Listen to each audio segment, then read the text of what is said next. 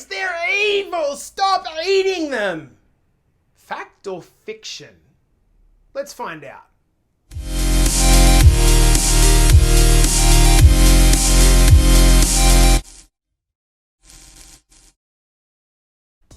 Jay Stewart here, the Better Body Coach, and I help busy men get back into shape by improving their confidence, energy, and ego. And in today's session, what I'm going to do is take you through the carbohydrate debate and really look at both sides and try to give you some practical takeaways on what you should do, particularly if you've been thinking about going on a low carb or a no carb diet. So where we're going to start this debate, guys, is by defining first what are carbohydrates. And the reason I'm starting here is because I get really frustrated when people carb bash without actually knowing what a carbohydrate actually is. Okay, so start from a point of thinking that any one food is rarely just one single macronutrient. So if you take a steak, for example, we think of a steak as a protein food, right? But of course, steak contains quite a large amount of fat as well. So even though it's a protein food, it's actually protein and fat. And then we take a food like milk. We think of milk as a carbohydrate food, but if you look at the label of a milk carton, you'll find out that, shock horror, there's actually protein and fat in that milk as well. So milk is a really good example to show you that what might be bashed up as a carbohydrate food is in fact a collection of the three major macronutrients: fat, protein, and carbohydrate. Okay, so carbohydrate foods are generally foods that when they're broken down by the human body end up as sugar. So let me take you through how that process works. Okay, so breakdown. We take our carbohydrate foods like a Coke or an orange banana, weirdly, and your gut is like a washing machine and it goes and bashes them all up and then puts some acid in there, and the end result is that you produce sugar molecules. And these sugar molecules get released into your blood, which is why your blood sugar level goes up.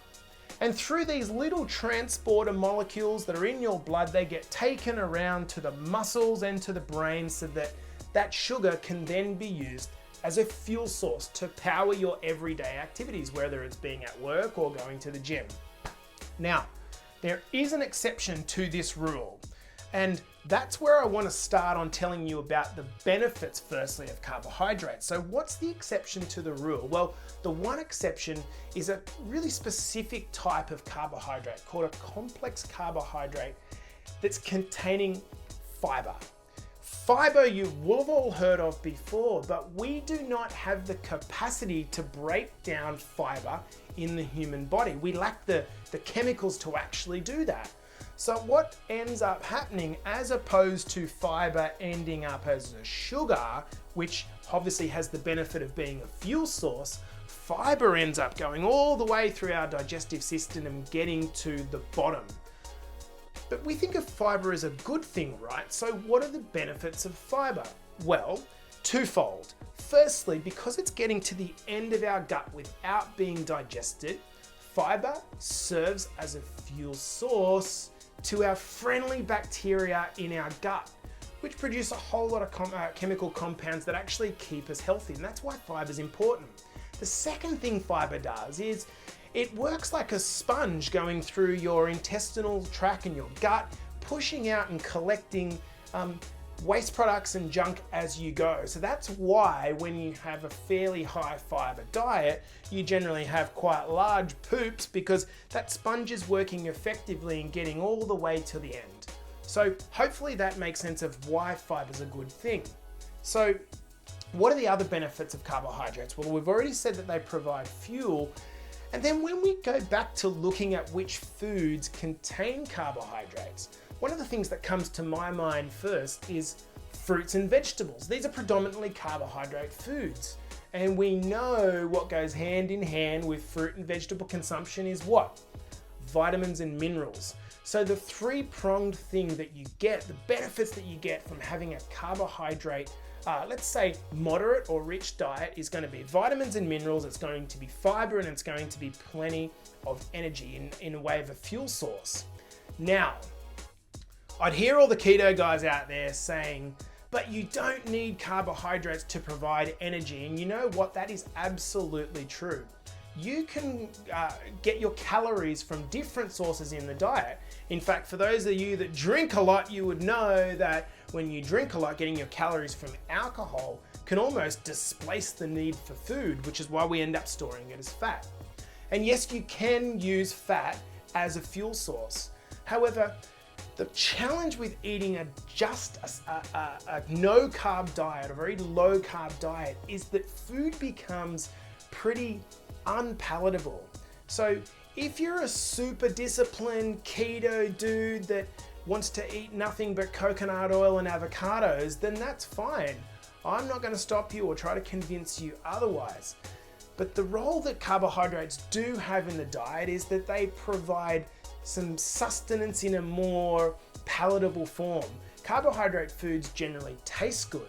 So where does the good versus bad carbohydrate thing come from? Am I a supporter of carbohydrates? Yes.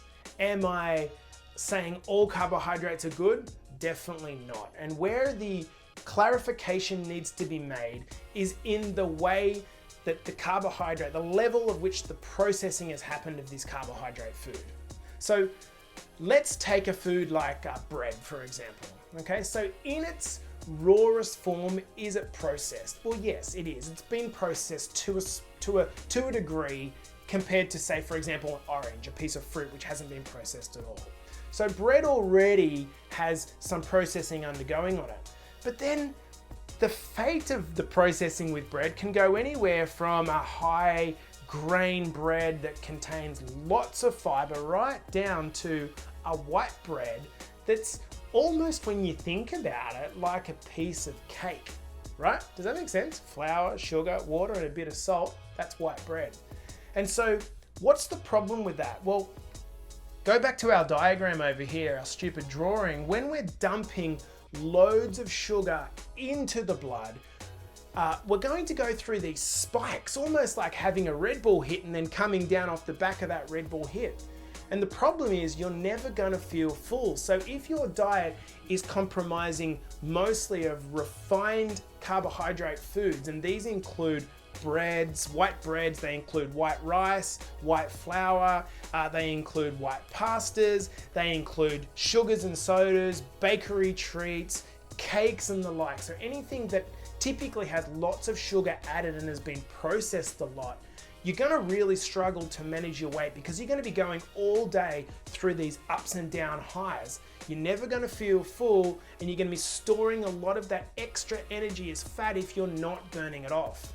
So let's flip over to the good side. So what types of food include good carbohydrates? Well, if I look at my own diet, I'm certainly a fan of carbohydrates, and I'd say they probably occupy maybe 30%, 35, 40% of my diet, my calories, and they come in the form of predominantly two things. Unprocessed rice. So I love brown rice and I love black rice. And the other major component is through vegetables, okay? So sweet potato, corn, and the like all contain carbohydrates. Now, the cool thing about this is that those foods are complex carbohydrates. They are unprocessed carbohydrates. I haven't had a can of Coke since 1923 because I just know that I'm dumping excess empty calories into my blood that are not going to be burned off.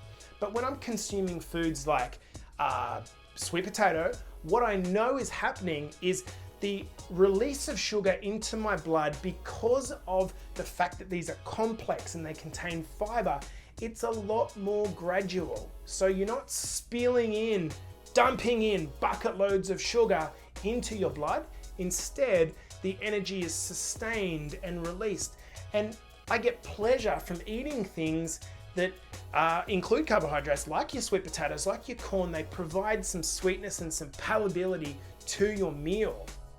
So my recommendations, basically, evil or not, definitely not evil. It comes down to the type of carbohydrate that you are consuming.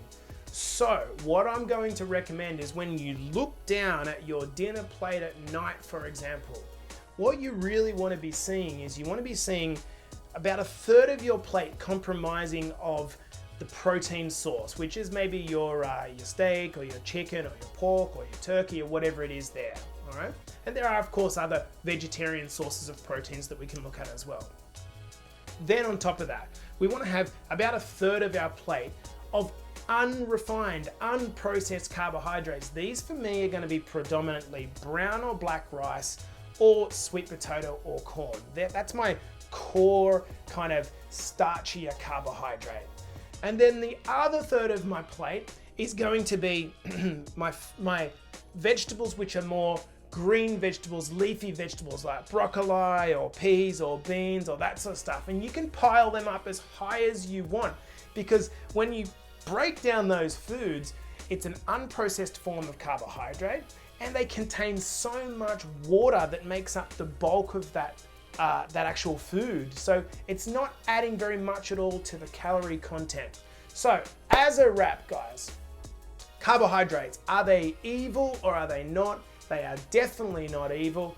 And if you're electing to have a diet that kind of excludes carbohydrates, well, so be it for you. You just need to make sure that you're making up for the lack of fiber and vitamins and minerals that come from complex carbohydrate foods in other ways. And to the other guys out there that just want the simple answer, you should absolutely feel completely comfortable having carbohydrate foods in your diet, but just make sure that you're choosing the ones that are unprocessed, because they're the ones that are not going to impact on your weight, your blood sugar levels as much. And it's going to mean that it's going to be easier for you to balance your weight in the long term. Hopefully that helps, guys. If you've got any questions or comments, please pop them in below. I really want to help move this along. And if you haven't already, please subscribe, guys, and I'll see you in the next video.